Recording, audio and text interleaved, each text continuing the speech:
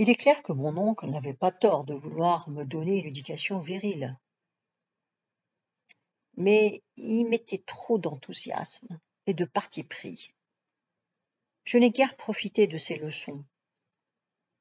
Une de ces démonstrations, plus dramatique que les autres, confirma ma façon de voir, et que je sus apprécier, tout jeune, le prix de la tranquillité. C'est un matin, pendant la saison des figues. Les fellahs avaient déjà rempli un premier sac de feuilles de frêne pour leurs bœufs et venaient se reposer sur les larges dalles de la place aux musiciens. Je connaissais tous ces hommes. Voilà, sur le banc couvert, Boussad Namer, en train de confectionner un panier avec des brins d'olivier sauvage. Je m'assois à ses côtés. C'est lui qui m'intéresse. Je sais qu'il supporte les enfants.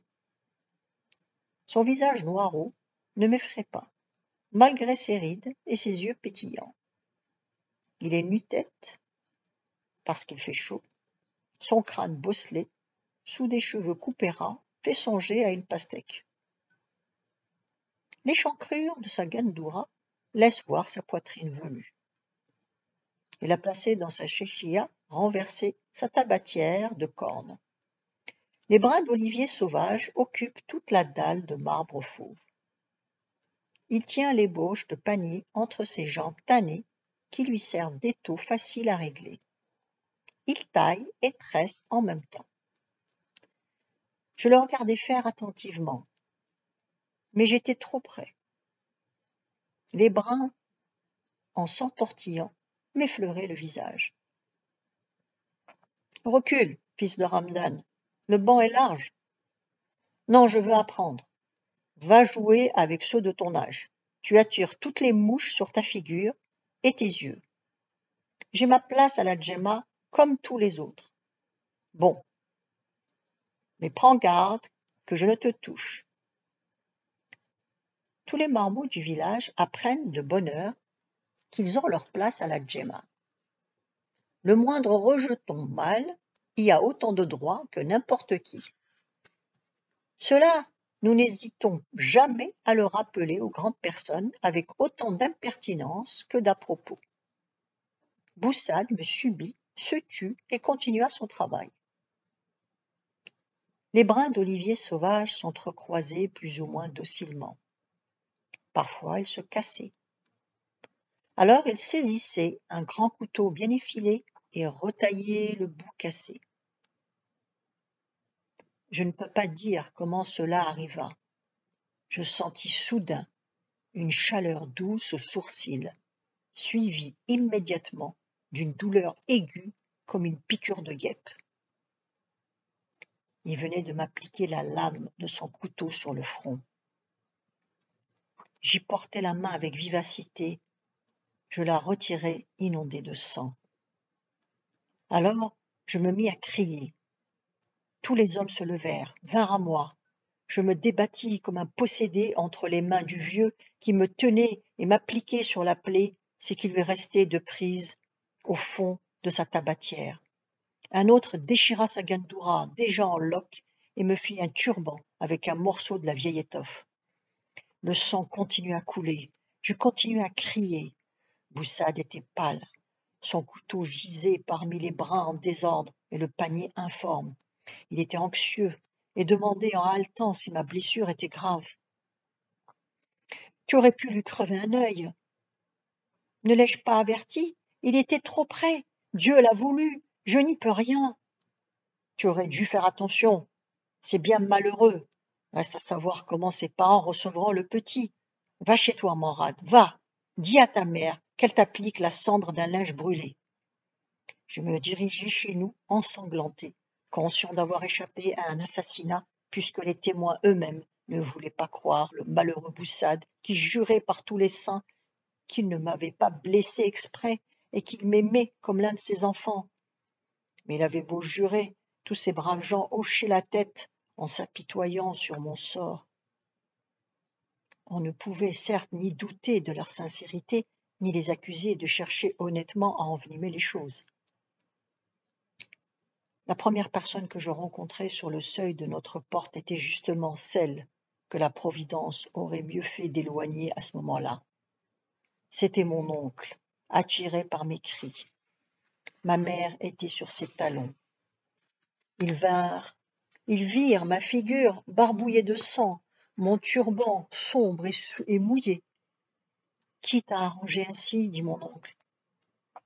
On a tué mon fils, glapit ma mère, qui poussa sans hésitation un grand cri de détresse.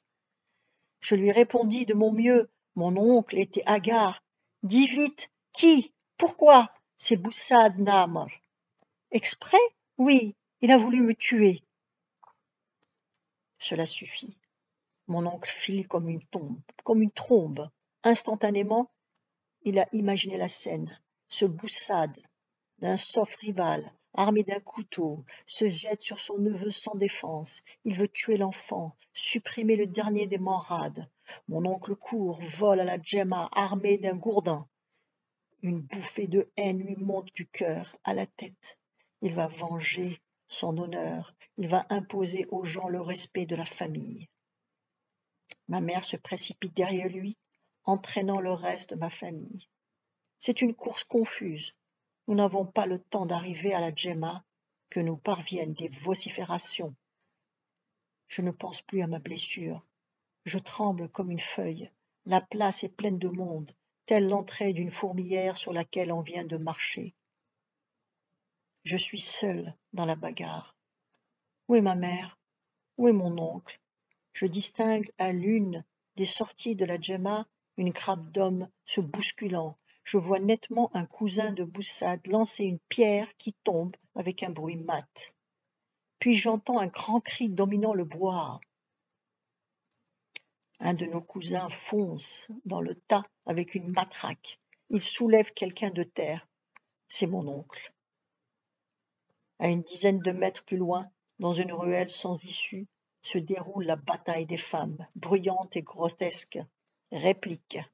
Elles forment elles aussi une grappe tumultueuse et multicolore où domine le noir des chignons et le rouge des foutas. La Djemma se remplit de plus en plus de spectateurs et de lutteurs. Aucun spectateur n'est indifférent. Les vieilles inimitiés se réveilleront, d'anciens comptes qui n'attendent qu'un prétexte peuvent se régler. Mais voilà la mine. Il monte sur une dalle. À côté de lui, un marabout déploie un étendard de soie jaune. Que la malédiction soit sur celui qui ajoutera un mot ou fera un geste, dit ce dernier, d'une voix forte et grave. Les hommes se séparent, les femmes s'envoient traîtreusement le dernier coup. Mon cœur bat à se rompre, ma gorge et mes lèvres sont sèches. Je ne peux ni pleurer ni fuir. J'aperçois ma mère, les cheveux au vent, cherchant son foulard. Je vais près d'elle. Elle me trouve. Ne cherche plus rien. Serre avec force ma petite main et abandonne la place. Ma mère a l'oreille déchirée. Ma grand-mère brandit dans ses mains une poignée de cheveux. Baya a pris comme trophée la Fouta d'Aini, la femme de Boussad. Elles sont échauffées et voudraient se battre encore. Elles m'étourdissent avec le flot d'injures dont elles accablent leur ennemi déjà loin et qui, sans doute, les injurie tout autant. À peine sommes-nous à la maison que les gens du quartier rentrent, portant mon oncle méconnaissable. Il a reçu une grosse pierre sur la tête, un coup de couteau au flanc. Notre cousin Cassie a subi lui aussi plusieurs coups de bâton. Quant au sauf rival, il a eu exactement son compte. Boussad est transporté chez lui assommé par mon oncle. Son frère a perdu la moitié de ses dents. D'autres ont été suffisamment maltraités. Yeux pochés, figure labourée, dos meurtri. Ce bilan est dressé par l'un des nôtres pendant qu'on couche mon oncle sur une natte. Ils portent tous des marques de la bataille. Longues égratignures où perlent des gouttes de sang, gandoura déchirée, turban sur les épaules. Ma mère présente un vase en terre plein d'eau pour laver les blessés. Pas du tout, dit quelqu'un. Il faut les laisser tels qu'ils sont. et que les roumis les voient ainsi. Éloigne-toi, gronde mon oncle. Nous te ferons monter sur un âne, ajoute Cassie. Nous irons voir le caïd tout de suite. Oui, les autres en feront autant. Il s'agit de les devancer, dit un autre. Chacun donna son avis, mais les propos étaient empreints d'incertitude et d'hésitation. Tous redoutaient les suites que pouvait entraîner cette histoire. Aucune des mesures proposées ne donna satisfaction. On promit de revenir le soir au grand complet pour préparer le plan de défense des Ait Moussa contre les Ait Amar. Puis tout le monde se retira, à l'exception de notre cousin Rabat, un jeune homme bien bâti et qui, sur un signe de mon oncle, s'assit près de la sous-porte. Dans la famille, on semblait oublier que j'étais la cause initiale de ce malheur. Ma tante Halima et ses filles étaient là pour me le rappeler sans pitié. Halima boudait. Elle avait été la moins ardente dans la bataille. Elle détournait ostensiblement les yeux de son mari et me lançait de temps en temps des regards pleins de colère. Ma cousine Johar passa près de moi et me pinça brutalement. « Regarde ton oncle, il est joli, c'est toi la cause de tout ça. » Elle m'a fait bien mal, mais je ne dis rien. J'étouffe un sanglot dans ma gorge. Je regarde ma mère avec désespoir. Elle a tout vu. Elle baisse les yeux, impuissante. Elle m'abandonne. Soudain, mon oncle se lève sur son séant. Il a tout vu lui aussi. « Retire-toi avec tes garces, dit-il à sa femme.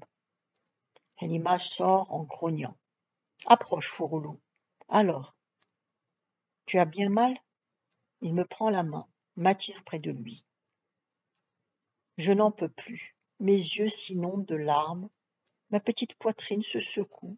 Je pleure sans arrêt. Ma mère me jette sur son dos et sort à son tour. Nous les laissons seuls avec ma grand-mère et Rabat.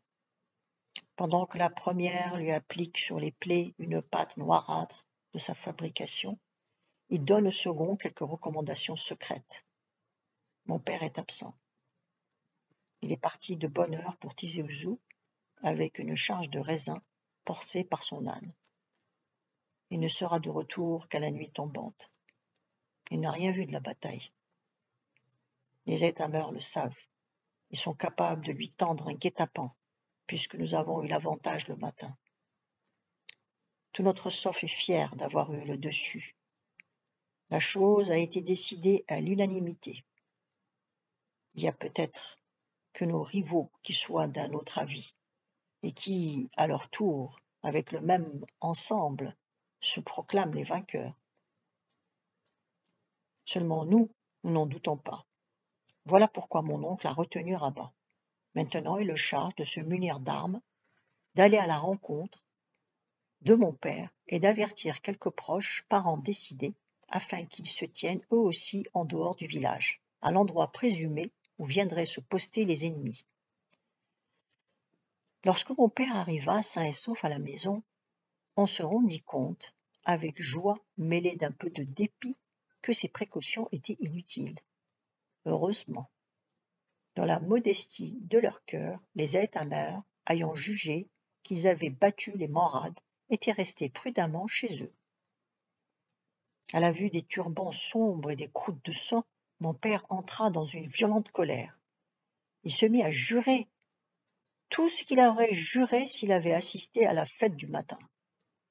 Il brandissait tour à tour un debousse, un poignard, un vieux pistolet dans la direction de la Djemma. Il voulait s'élancer dehors, mais ma grand-mère Halima et ses filles s'agrippaient à sa gandoura, à ses épaules, à ses bras. Ma mère, tout bonnement, tenait à ses 2 pieds embrassés. Mon oncle regardait impassible. Quant à moi, sa grosse voix me faisait plaisir. Je me sentais en sécurité derrière une pareille colère. Quelques voisins entrèrent chez nous et réussirent à le calmer. L'un d'eux venait justement de la part de Lamine, qui nous demandait de l'attendre, de le recevoir en compagnie des Tamen et des 2 marabouts du village. Sous la direction de ma grand-mère, les femmes se disposent immédiatement à préparer un grand couscous. La vieille tire, non sans orgueil, du chouari qui avait emporté le raisin à la ville, un grand chapelet de viande acheté par mon père. Nous verrons bien si ces lâches avares recevront l'honorable assemblée avec de la viande fraîche comme nous, dit-elle en parlant de nos ennemis. Ils leur donneront des pois chiches, dit ma mère. Certainement, nous sommes pauvres, nous, mais Dieu merci, de toute ma vie, vos maris n'ont jamais eu à rougir lorsqu'il s'est agi de recevoir un hôte. C'est à cela qu'on reconnaît les bonnes familles. Évidemment. Mais si par hasard mon père n'avait pas acheté de la viande, ma grand-mère n'aurait pas été à court d'arguments et n'aurait pas cru devoir rougir en offrant, elle aussi, des pois chiches ou des fèves. Tard dans la nuit, notre cousin Cassie fait grincer le vieux portail après avoir toussé. Il précède les notables de quelques minutes. Le conseil de la famille qu'il voulait réunir n'est plus nécessaire. Il entrevoit un arrangement. Il est soulagé. Il appellera simplement quelques vieux du quartier qui sont d'habiles orateurs. Mon père acquiesce. Il sort.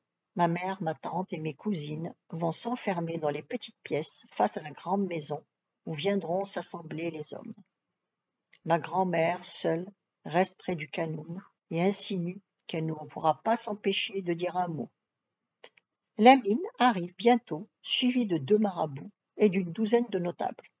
Ils traversent la petite cour en file, d'un pas lent, drapés dans leurs burnous, l'air sérieux et digne. Mon père leur souhaite la bienvenue et baisse la tête des cheikhs sur leurs capuchons pointus. Mon oncle est assis dans un coin, adossé à ses oreillers. Les hommes laissent leurs souliers près de la porte et prennent place en rond sur notre grand tapis rouge. Mon père se tient debout contre un pilier de la soupente. Il est un peu embarrassé. Après avoir énoncé la formule rituelle qui précède chaque discours, Lamine commence à parler. Mais il est interrompu par mon père. « Vous êtes les bienvenus chez nous. Les nuits sont longues. Nous allons d'abord manger. » Les Tamen esquissent quelques protestations pour la forme. Ils savent qu'ils doivent manger avant ou après, et même qu'ils mangeront 2 fois, puisque nous quittons, ils iront voir nos adversaires. Après tout, songe-t-il peut-être, Ramdan a raison de tout faire commencer par le couscous. Il leur permet ainsi de digérer d'abord notre repas avant d'en prendre un second. Mon père, de son côté, a jugé la situation. Il sait que lorsqu'on a goûté chez quelqu'un au pain et au sel, il est difficile de le trahir. Pour achever d'attirer sur nous la baraka, il donne à chacun des 2 marabouts 25 francs. Tout le produit du malheureux chouari y passe. Ça ne fait rien. Tout le monde est à l'aise. Bon couscous, bonne viande, les chèques généreusement reçus, un bon café en perspective après le discours. On pourra faire dire aux langues tout ce que l'on voudra. Le problème n'est pas très difficile. Il s'agit d'arranger des gens qui sont déjà parfaitement apaisés. Ni les États-mœurs, ni mes parents ne songent en effet à compliquer les choses. Mais chaque famille veut pour son honneur faire croire qu'elle est intraitable. Dans ces circonstances, les notables et les chefs prennent une attitude grave et soucieuse qui impressionne favorablement les intéressés. Pensez donc, les Morades ne sont pas peu fiers d'avoir alerté toutes ces barbes blanches qui viennent chez nous pour essayer de détourner un orage. Il faut souhaiter qu'elles réussissent. Au fond, personne n'est dupe. Les gens habitués à ces sortes d'arrangements savent qu'ils se traduisent toujours par 2 repas plantureux et un pourboire variant avec l'importance des chefs. Donc, après avoir mangé et bu consciencieusement, ils décident de donner la fatiha. une fatiha pour les vivants, une pour les morts, une pour les divinités, une pour les récoltes et une pour le renom de la famille. Cette dernière étant la mieux agréée par ma grand-mère, qui en glousse d'extase.